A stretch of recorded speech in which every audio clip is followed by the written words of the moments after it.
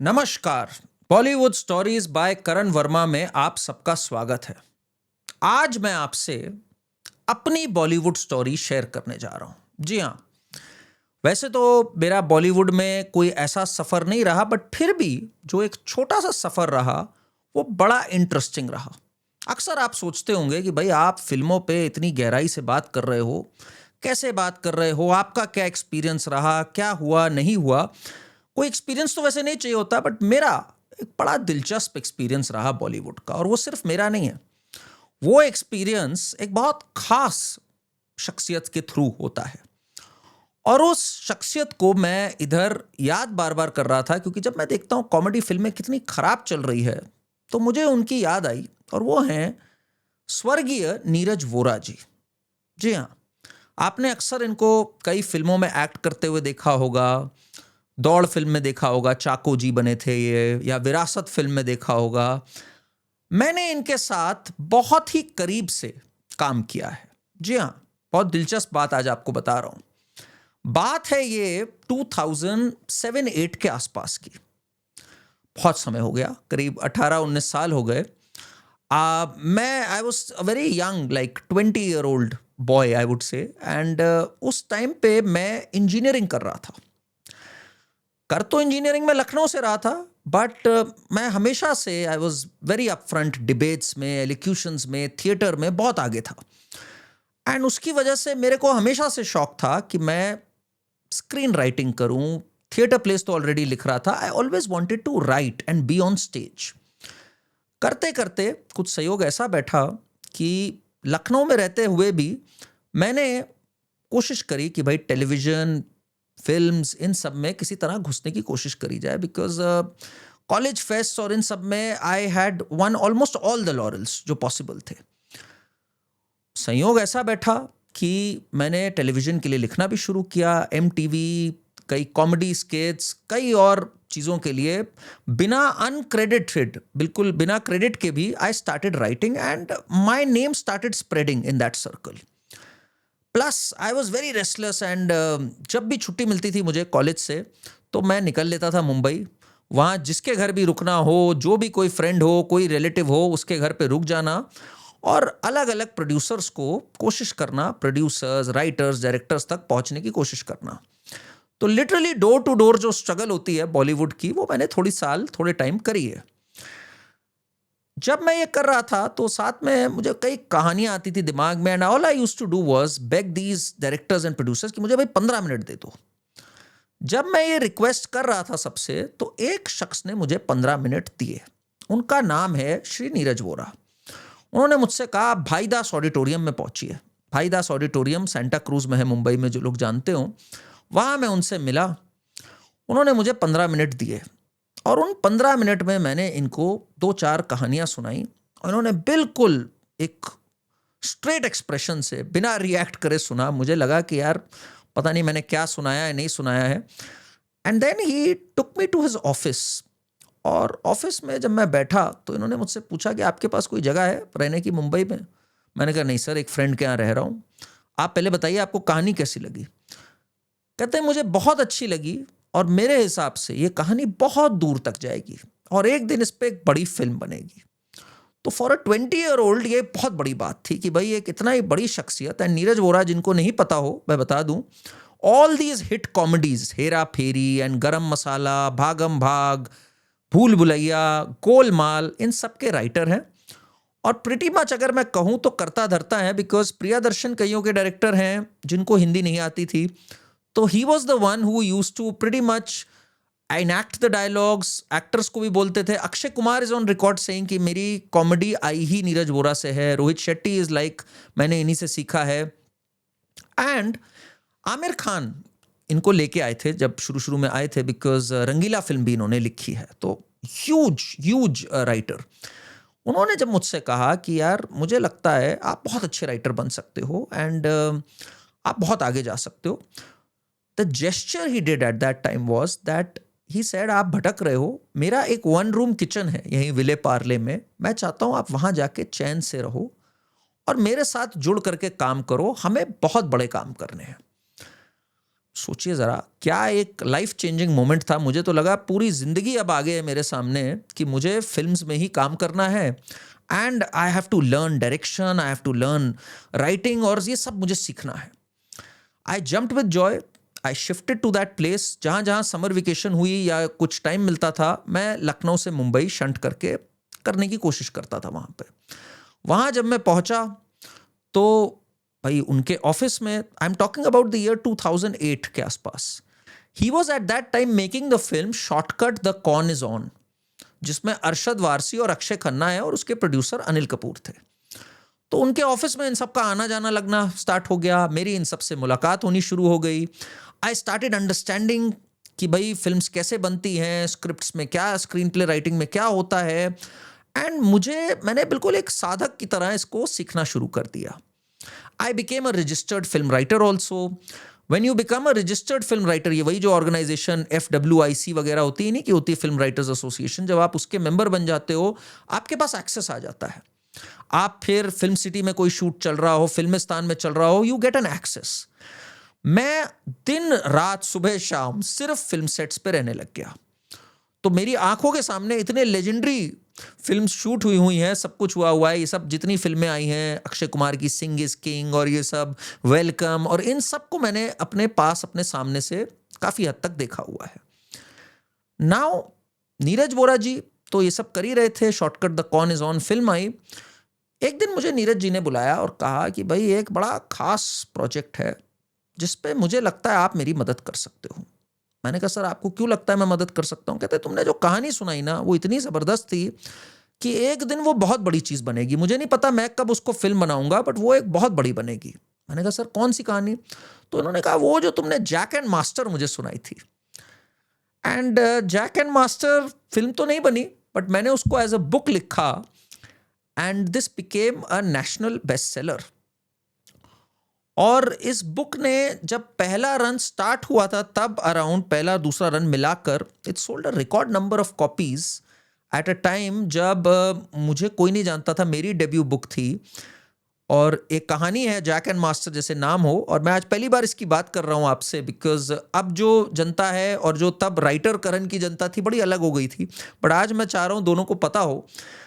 Jack and Master was a story of two friends. Jack is a jack of all and Master is a master of one. And कहाँ life उनको ले जाती है, और बहुत popular हुई schools colleges में। बट मैं बात कर रहा हूँ 2008 की।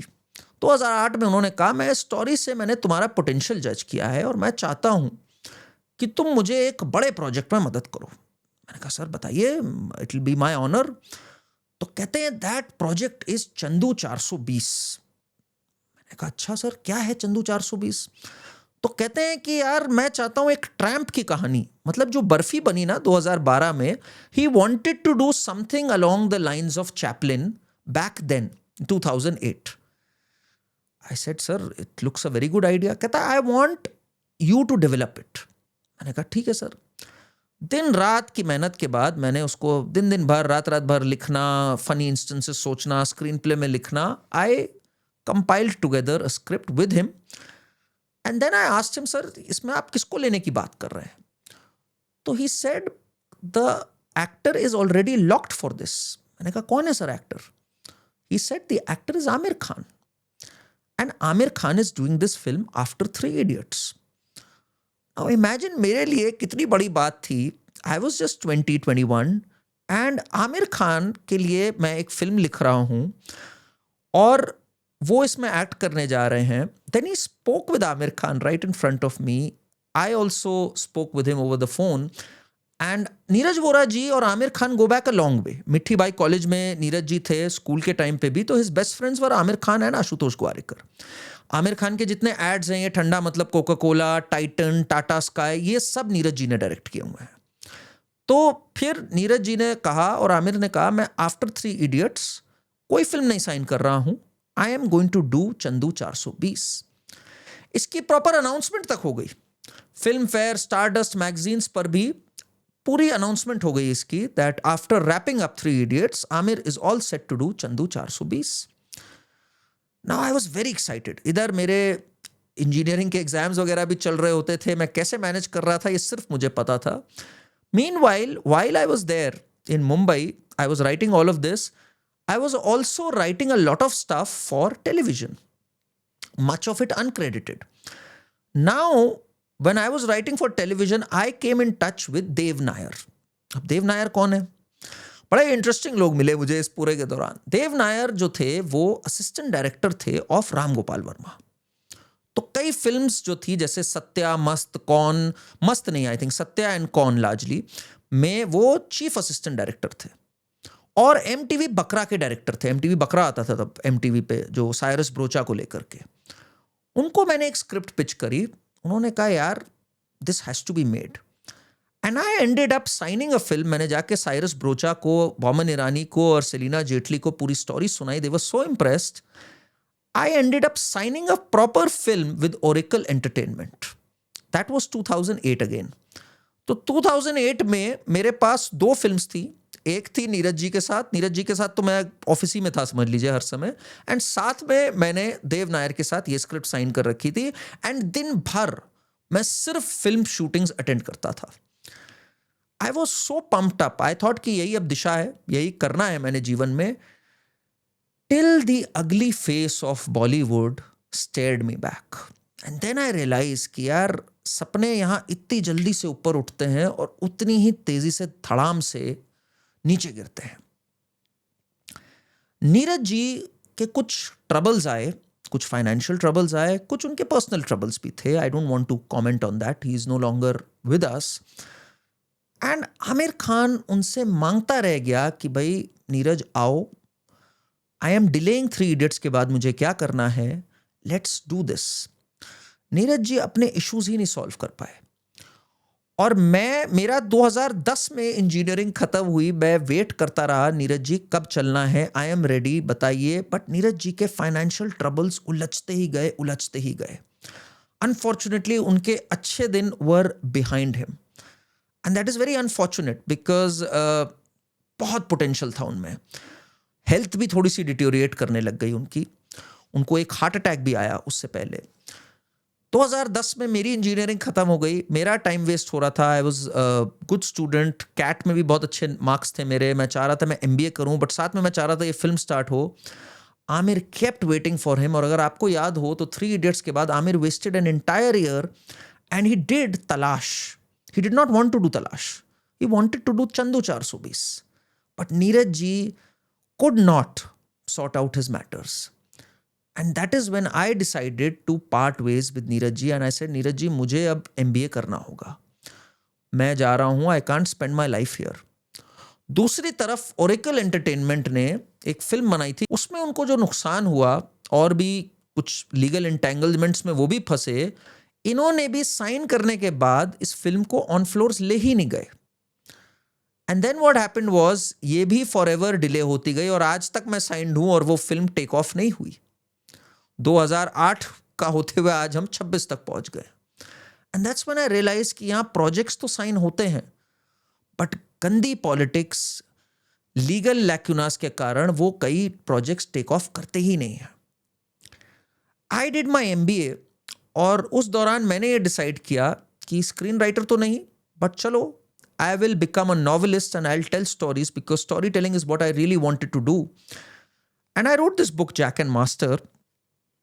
2014 में जब ये रिलीज हुई फरवरी में, तो मैंने वेट किया. मैंने कहा ज़रा फर्स्ट एडिशन हो जाए. नीरज जी का फ़ोन आया मेरे को. He wished me the best. I said, Neeraj ji मैं तब आऊँगा जब ये बुक सक्सेसफुल हो जाए पूरी तरह. मई 2014 में it was declared a national best seller. And आज ही के दिन 20 जून को, आज से 12 साल पहले, पंजाब केसरी ने एक पूरा आर्टिकल डाला था जो कि आपके सामने इस समय, युवा लेखक का बड़ा कारनामा. बहुत बड़ी हिट हुई है बुक. एंड फिर मैं जून 2014 में नीरज जी से मिलने गया. And I am glad I have this photograph कि मैंने नीरज जी को ये दिया. ही hugged me. He was very emotional and he said, मुझे पता था तुम एक दिन इस पे बड़ा काम करोगे, रुकना नहीं है और इस पे एक दिन तुम्हें फिल्म बनानी है. तो मैंने नीरज जी से कहा, नीरज जी आप क्या कर रहे हो? कह रहे हैं कुछ नहीं यार, मैं हेरा फेरी 3 करने जा रहा हूँ परेश को लेकर के, तुम्हें बुलाता हूँ जल्दी.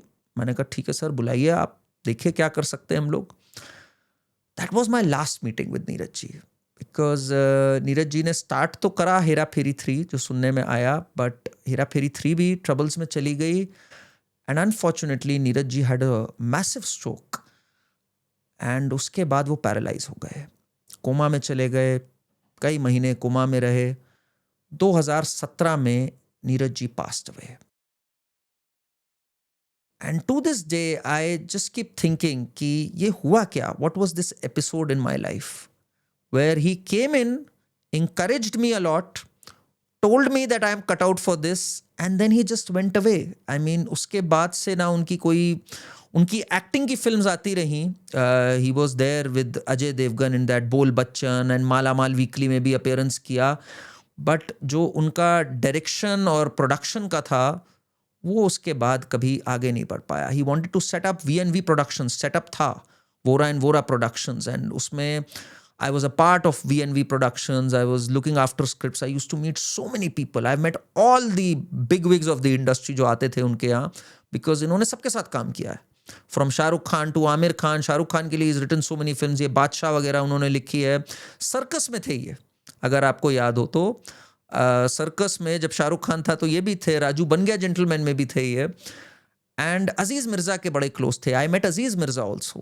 I was supposed to write another script for Haroon Mirza, Aziz Mirza's son, who's the associate director of Kismat Connection and all these films. Unfortunately, Haroon Mirza ने भी आज तक डायरेक्ट नहीं किया कुछ भी, उनकी भी बात ही चलती रही. तो फिर मुझे रियलाइज़ हुआ इस इंडस्ट्री में बहुत गड़बड़ है, बहुत ज़्यादा गड़बड़ है, और कई लोग ऐसे मिले मुझे जो कि बहुत ही धोखेबाज हैं, बहुत ही दगाबाज हैं, और तो और चोरी भी कर लेते हैं आपके सीन्स को, अलग रूप दे देते हैं उसको. Very mean, very selfish, manipulative people. And मैं इससे हटने लग गया धीरे धीरे, बट किस्मत मुझे हमेशा इस तरफ खींच के लाती रही. 2015 में, एक साल बाद इसके, 2014 के एक साल बाद 2015 में I met Jugal Hansraj, the actor Jugal Hansraj, who was at that time the creative head of Dharma Productions. उन्होंने मुझे बुलाया. He liked Jack and Master. फिर मैंने उनको दी. I got the screenplay registered जो आप देख सकते हैं, द स्क्रिप्ट रजिस्टर्ड, एंड उन्होंने फिर उसको पिच किया, आगे तक गई. But then Karan Johar apparently believed कि यार इसमें थोड़ा पॉलिटिकल है जैक एंड मास्टर, हमें पॉलिटिक्स से रिलेटेड कुछ नहीं करना है. तो मुझे रियलाइज हुआ यार ये कितने दोगले लोग हैं, और यहाँ पर बिना जुगाड़ के कुछ नहीं हो सकता. And I was a total outsider. बाकी you need a stroke of luck at times. वो शायद नहीं था, या maybe I was meant to do other things, because उसी दौरान I was setting up my own companies. I was getting popular as a public speaker.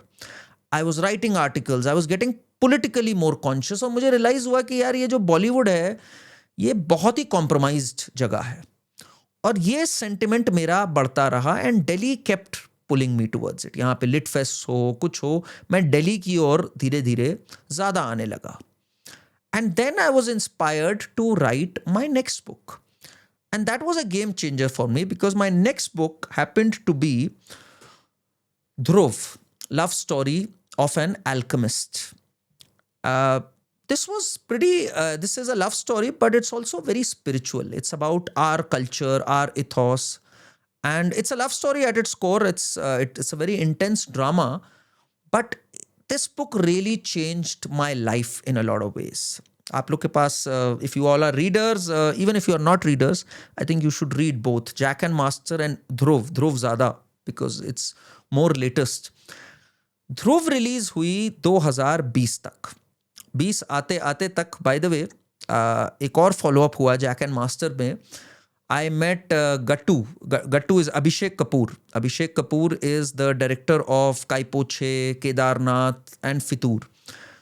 And Fitoor के sets पे मैं गया, उससे मिला. He really loved the concept of it. But then again push उसी को मिलता है जहाँ कोई जुगाड़ हो, जहाँ आप रेगुलर चमचागिरी कर रहे हो, रेगुलर आ रहे हो इनके दफ्तर में. अदरवाइज मेरिटोरियसली कुछ भी मूव अराउंड नहीं करता यहाँ पे.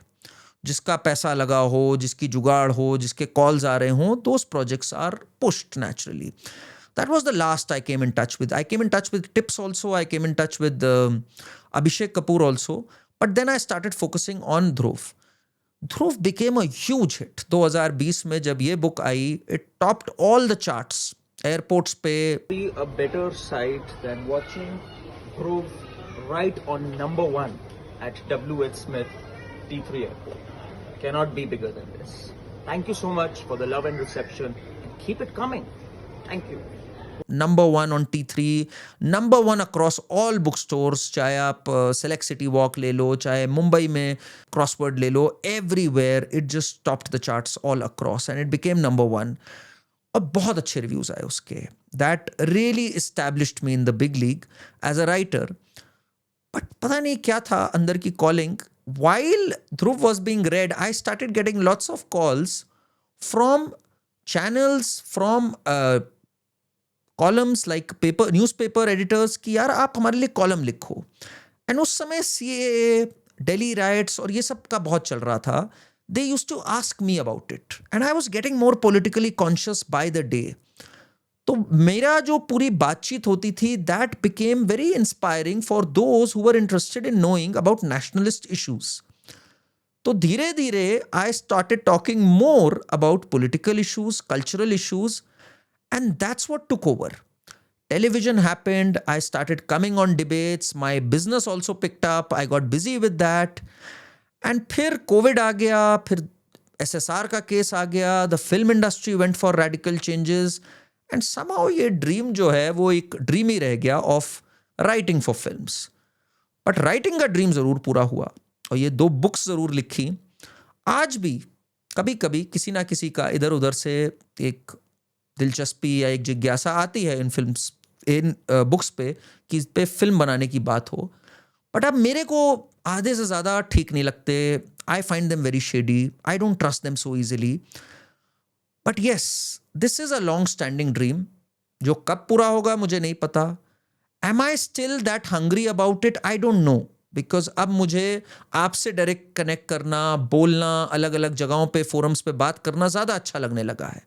But this spark is definitely alive, I can say that. I don't know about how much the fire burns, but the spark is definitely there. But amidst all of this, I was just missing Neeraj Vora ji. And I was missing some good old humor, जो अच्छी comedy होती थी. तो मुझे उनकी जब याद आई तो मैंने कहा आप लोग से ये पूरी अपनी जर्नी शेयर करूं. एंड आपको बताऊं कि देखिए, life just happens when you are busy planning for other things. मैंने नहीं सोचा था कि मैं पॉलिटिकल इश्यूज पे, प्राइम टाइम पे, यूट्यूब पे, इन सब पे आपसे बात कर रहा हूँगा. मैंने तो सोचा था मैं आराम से बैठ के कहीं कहानियाँ लिख रहा हूँगा. But that's what God has planned and I accept it with open arms. आप बताइए, आप क्या सोचते हैं? Did I make the right decisions? Did I take the right calls? और I think followed the cues. As for you all, These 2 books, आज मैं पहली बार आप लोग से इनके बारे में बात कर रहा हूँ. You can read these books if you want. जब शो शुरू होता है तो पीछे हमेशा यही 2 बुक्स होती हैं जो मेरी होती हैं. And Dhruv and Jack and master आप पढ़ सकते हैं. Amazon और इन सब पे अवेलेबल हैं. You can write to me about what you think. I can guarantee you कि it'll be worth your time. I put in my heart and soul in this. I don't know 3rd book मैं कब लिखूंगा, but लिखूंगा ज़रूर. As for this channel, इस पे जरूर मैं रेगुलर वीडियोस बनाता रहूंगा और आपसे जुड़ता रहूंगा with all the Bollywood stories. Bollywood stories में today it was my story. Tell me how did you find it. Channel को सब्सक्राइब करिए, वीडियो को लाइक करिए and do write to me. Thank you.